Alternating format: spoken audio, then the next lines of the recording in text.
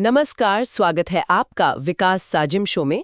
आज हम राजस्थान राज्य राजनीति के एक महत्वपूर्ण विषय को बहुत आसान भाषा में समझने जा रहे हैं। जी, और आज हम जिन स्रोतों पर चर्चा कर रहे हैं वो राजस्थान की एक सबसे प्रमुख राजनीतिक हस्ती वसुंधरा राजे के जीवन और राजनीतिक सफर पर केंद्रित हैं। तो चलिए इन स्रोतों के जरिए ये समझने की कोशिश करते हैं कि ग्वालियर राजघराने की एक बेटी राजस्थान की राजनीति का इतना शक्तिशाली और चर्चित चेहरा कैसे बनी। बिल्कुल, आज की हमारी चर्चा उनके पूरे राजनीतिक करियर का एक विस्तृत विश्लेषण होगी। हाँ, मतलब उनकी पृष्ठभूमि से लेकर उनकी प्रमुख योजनाओं और उनकी विरासत तक सब कुछ जो इन स्रोतों में दिया गया है, हम उस पर विस्तार से बात करेंगे। तो चलिए शुरू करते हैं। चलिए, कहानी की शुरुआत वहीं से करते हैं जहां से हर किसी की होती है, उनके जन्म और परिचय से। स्रोतों के अनुसार वसुंधरा राजे का जन्म 8 मार्च 1953 को मुंबई में हुआ था। जी, ये अपने आप में एक दिलचस्प तथ्य है, लेकिन इससे भी ज्यादा दिलचस्प एक और बात है। वो क्या है? 8 मार्च मतलब जिस दिन अंतर्राष्ट्रीय महिला दिवस मनाया जाता है। हाँ, सही बात है। और ये महज एक संयोग ही है, पर इसी दिन जन्मी वसुंधरा राजे आगे चलकर राजस्थान की पहली महिला मुख्यमंत्री बनी। ये तो वाकई एक बहुत बड़ा संयोग है। बिल्कुल, ये उनके जीवन की सबसे बड़ी पहचान है। आप सोचिए, राजस्थान जैसा राज्य जहाँ की सामाजिक और राजनीतिक व्यवस्था ऐतिहासिक रूप से पुरुष प्रधान रही है, वहाँ पहली बार किसी महिला का मुख्यमंत्री की कुर्सी तक पहुंचना एक बहुत बड़ी एक ऐतिहासिक घटना थी। और उनका जन्म दिवस इस उपलब्धि को और भी ज्यादा प्रतीकात्मक बना देता है। अब हम अगले भाग पर आते हैं जिसका नाम है पारिवारिक पृष्ठभूमि। तो स्रोतों में बताया गया है कि वसुंधरा राजे का जन्म ग्वालियर के सिंधिया राज परिवार में हुआ था। जी, जो भारत के सबसे प्रसिद्ध और प्रभावशाली राजघरानों में से एक है। और ये समझना बहुत जरूरी है कि वो सिर्फ एक राज परिवार से नहीं बल्कि एक ऐसे राजनीतिक रूप से सक्रिय राज परिवार से आती हैं जिसका भारतीय राजनीति में दशकों से दबदबा रहा है। हाँ, उनकी माँ विजयाराजे सिंधिया, वो तो भारतीय जनसंघ और बाद में भारतीय जनता पार्टी के संस्थापक सदस्यों में से थीं। जी, और एक बहुत ही कद्दावर नेता मानी जाती थी। उनके भाई माधवराव सिंधिया कांग्रेस के बड़े नेता रहे। तो ये कहना गलत नहीं होगा कि राजनीति और सत्ता की जो समझ है वो उन्हें विरासत में मिली थी। बिल्कुल, ये पृष्ठभूमि उनके आत्मविश्वास, उनकी कार्यशैली और उनके पूरे व्यक्तित्व को आकार देने में एक महत्वपूर्ण भूमिका निभाती है। और फिर उनका विवाह धौलपुर के पूर्व महाराज हेमंत सिंह से हुआ, जिससे उनका सीधा संबंध राजस्थान से जुड़ गया। हाँ, ये उनके जीवन का वो मोड़ था जिसने उनकी दिशा पूरी तरह से राजस्थान की तरफ मोड़ दी। बिल्कुल, ग्वालियर की बेटी और धौलपुर की बहू, ये जो टैगलाइन है, ये उनके लिए सिर्फ एक पारिवारिक परिचय नहीं थी, बल्कि एक राजनीतिक लॉन्च पैड बन गई। सही कहा। इस रिश्ते ने उन्हें राजस्थान की जमीन, यहाँ की संस्कृति और यहाँ के लोगों से जुड़ने का एक स्वाभाविक आधार दिया। इससे उन्हें बाहरी होने के आरोपों से भी बचाव मिला होगा। निश्चित रूप से, और प्रदेश की राजनीति में एक मजबूत पहचान स्थापित करने में मदद की, जो उनके शुरुआती राजनीतिक करियर के लिए बेहद जरूरी थी। अब हम अगले भाग पर आते हैं जिसका नाम है विधानसभा एवं संसदीय जीवन। तो इस तरह उनका राजस्थान से एक मजबूत रिश्ता तो बन गया, लेकिन ये रिश्ता राजनीतिक तौर पर कैसे मजबूत हुआ? हाँ, यहीं से उनके चुनावी सफर की कहानी शुरू होती है। स्रोत बताते हैं कि वो 6 बार राजस्थान विधानसभा की सदस्य रहीं। 6 बार विधायक चुना जाना, आप सोचिए, ये अपने आप में एक बहुत बड़ी बात है। मतलब लगभग 30 साल तक उन्होंने राज्य की विधानसभा में अपने लोगों का प्रतिनिधित्व किया। जी, ये दिखाता है कि जमीनी स्तर पर, मतलब जिसे हम ग्रास रूट पॉलिटिक्स कहते हैं, उनकी पकड़ कितनी मजबूत थी। ये सिर्फ चुनावी जीत का आंकड़ा नहीं है, कि उन्होंने अपने मतदाताओं के साथ एक लंबा और गहरा रिश्ता बनाया, उनका विश्वास जीता और उसे सालों तक कायम रखा। और उनका प्रमुख विधानसभा क्षेत्र झालरापाटन रहा है, जो झालावाड़ जिले में आता है। हाँ, और झालरापाटन से बार बार जीतना ये साबित करता है कि उन्होंने उस क्षेत्र को अपना राजनीतिक गढ़ बना लिया था। एक गढ़ बनाना, राजनीति में एक गढ़ बनाने का मतलब होता है कि नेता और क्षेत्र के लोगों के बीच एक अटूट विश्वास का रिश्ता बन जाता है। अच्छा, लोगों को लगता है कि ये हमारे नेता हैं जो हमारे विकास के लिए काम करेंगे। वसुंधरा राजे ने झालरापाटन के साथ वही रिश्ता कायम किया, और यही वजह है कि वो वहां से लगातार जीतती रहीं। ये तो हुई राज्य की राजनीति की बात, लेकिन उनका कद सिर्फ यहीं तक सीमित नहीं था। नहीं, विधानसभा के साथ साथ वे 5 बार लोकसभा की सदस्य भी रहीं। ये उनके करियर का एक और बहुत महत्वपूर्ण पहलू है। ये दिखाता है कि उनका प्रभाव केवल राजस्थान की सीमाओं तक ही सीमित नहीं था, बल्कि वो एक राष्ट्रीय स्तर की नेता थी। और ये एक बहुत ही मुश्किल संतुलन है। बहुत मुश्किल।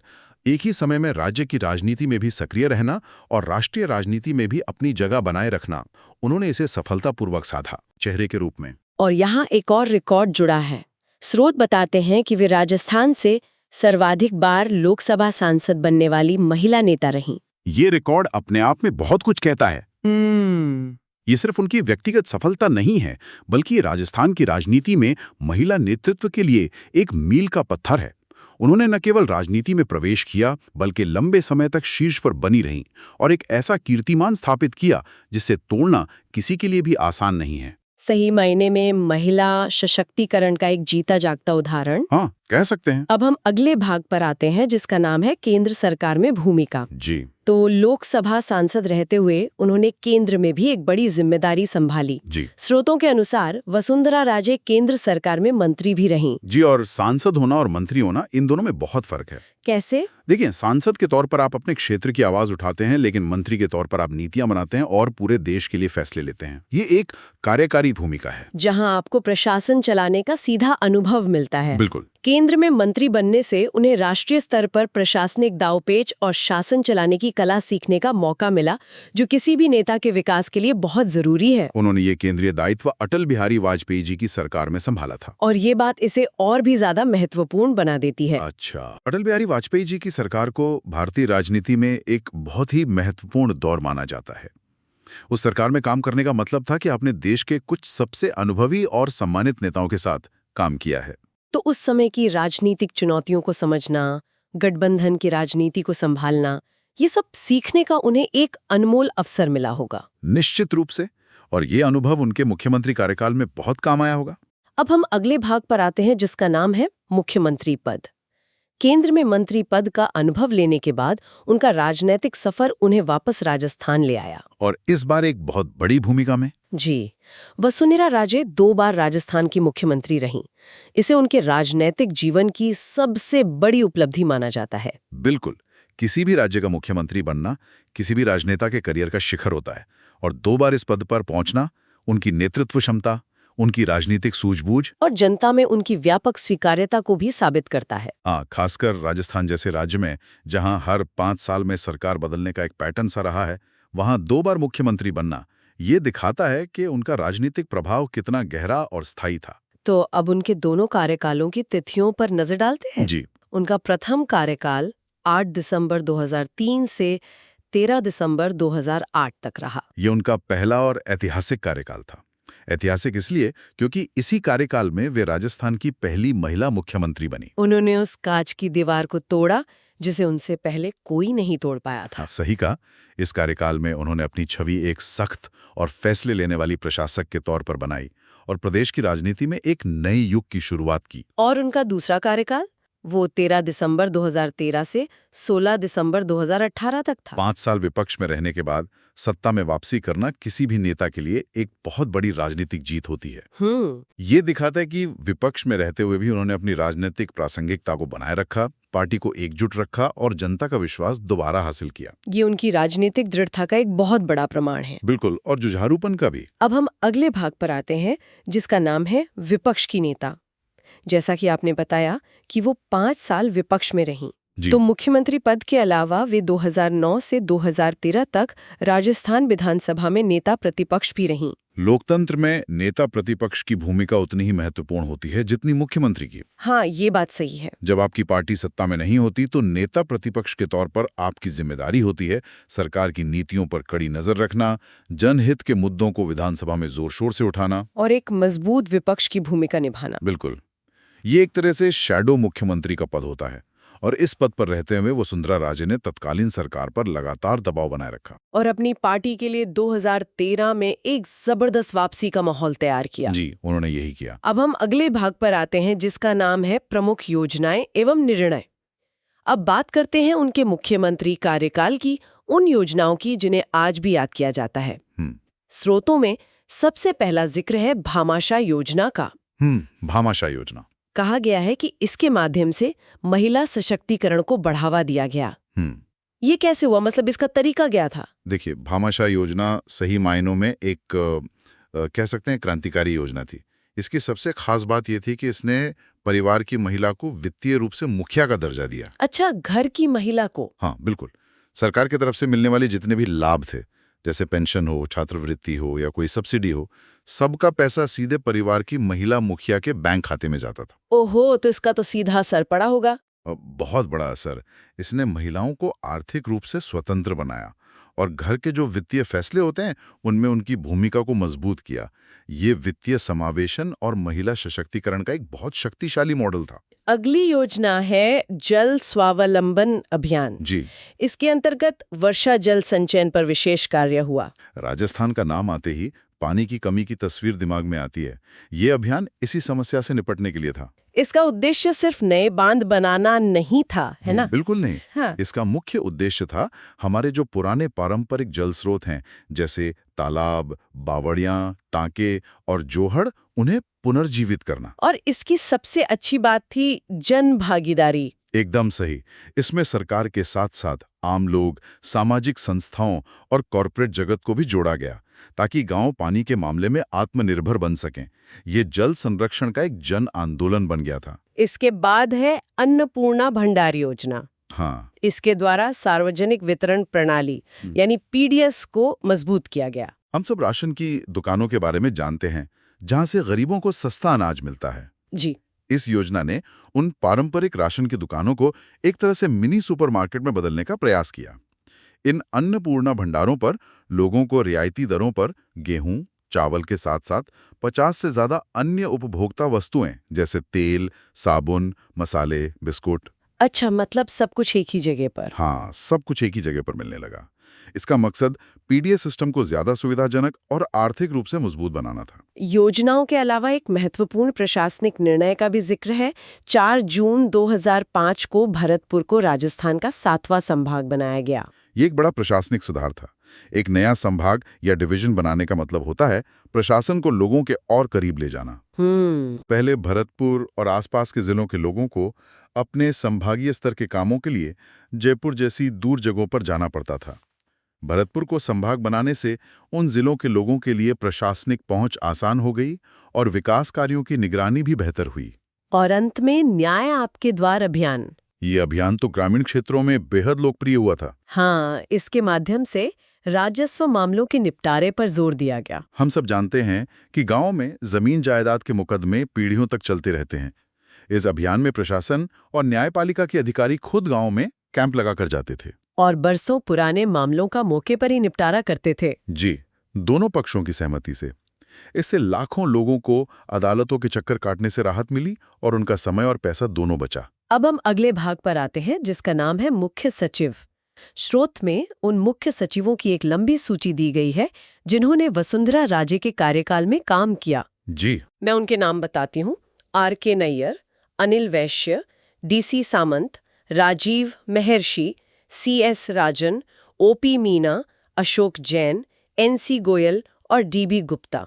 ये 9 नामों की सूची अपने आप में बहुत कुछ कहती है। 9 मुख्य सचिव, ये तो बहुत बड़ी संख्या है। हाँ, मुख्य सचिव यानी चीफ सेक्रेटरी राज्य का सर्वोच्च प्रशासनिक अधिकारी होता है, पूरी ब्यूरोक्रेसी का प्रमुख और मुख्यमंत्री का सबसे अहम सलाहकार। तो 2 कार्यकालों में 9 मुख्य सचिवों का बदलना तो असाधारण बात है ना? बिल्कुल। ये कई बातों की ओर इशारा कर सकता है। एक नजर इसे देखें तो ये मुख्यमंत्री के मजबूत नियंत्रण को दिखाता है कि वे प्रशासन पर अपनी पकड़ बनाए रखने के लिए लगातार बदलाव करती रहीं। और दूसरे नजरिए से ये प्रशासनिक अस्थिरता का भी संकेत हो सकता है, जहां लगातार होते बदलावों के कारण दीर्घकालिक नीतियों को लागू करने में चुनौती आती है। अच्छा। असल कारण जो भी हो, ये सूची ये जरूर साबित करती है कि उनके दोनों कार्यकालों में प्रशासनिक स्तर पर गतिशीलता और बदलाव लगातार बने रहे। अब हम अगले भाग पर आते हैं, जिसका नाम है साहित्यिक संदर्भ। वसुंधरा राजे पर एक किताब भी लिखी गई है जिसका शीर्षक है वसुंधरा राजे और विकसित राजस्थान। जी, अक्सर बड़े राजनेताओं के कार्यकाल पर किताबें लिखी जाती हैं। ये किताबें उनके काम का एक तरह से दस्तावेजीकरण करती हैं। ये भविष्य के शोधकर्ताओं, छात्रों और आम नागरिकों के लिए एक महत्वपूर्ण स्रोत बन जाती हैं, जो उस नेता के कार्यकाल का मूल्यांकन करना चाहते हैं, उनकी योजनाओं के प्रभाव को समझना चाहते हैं। तो ये पुस्तक भी उनके राजनीतिक जीवन और राजस्थान के विकास में उनके योगदान पर ही केंद्रित होगी। हाँ, शीर्षक से तो यही लगता है। और इस पुस्तक के लेखक विजय नाहर हैं। अब हम अंतिम भाग पर आते हैं जिसका नाम है राजनीतिक महत्व। तो इस पूरी चर्चा के अंत में स्रोतों के आधार पर उनके राजनीतिक महत्व को कुछ बिंदुओं में समझते हैं। जी। सबसे पहला और स्पष्ट बिंदु है कि वे राजस्थान की पहली महिला मुख्यमंत्री के रूप में इतिहास में दर्ज हैं। ये एक ऐसा ऐतिहासिक तथ्य है जिसे कभी नहीं बदला जा सकता। ये उन्हें राजस्थान की राजनीति में एक अद्वितीय, एक यूनिक स्थान देता है। उन्होंने एक ऐसी बाधा को तोड़ा, एक ऐसी ग्लास सीलिंग को तोड़ा जो उनसे पहले कोई नहीं तोड़ पाया था। बिल्कुल, ये सिर्फ एक पद नहीं है, ये एक प्रतीक है जो आने वाली पीढ़ियों के लिए, खासकर महिलाओं के लिए, राजनीति में कुछ भी हासिल कर पाने का एक प्रेरणा स्रोत है। दूसरा बिंदु है कि वे अपनी प्रशासनिक दृढ़ता और चुनावी नेतृत्व के लिए जानी जाती हैं। इन दो शब्दों में उनके पूरे राजनीतिक व्यक्तित्व का सार है। अच्छा, वो कैसे? प्रशासनिक दृढ़ता का मतलब है एक प्रशासक के तौर पर कड़े और बड़े फैसले लेने की क्षमता, जैसा हमने उनकी योजनाओं और प्रशासनिक बदलावों में देखा।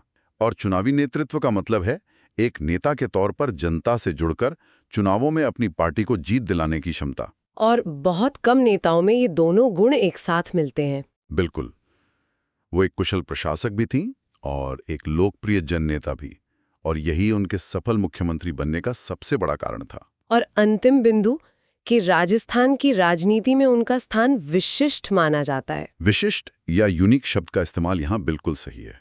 वो सिर्फ एक और मुख्यमंत्री नहीं थी।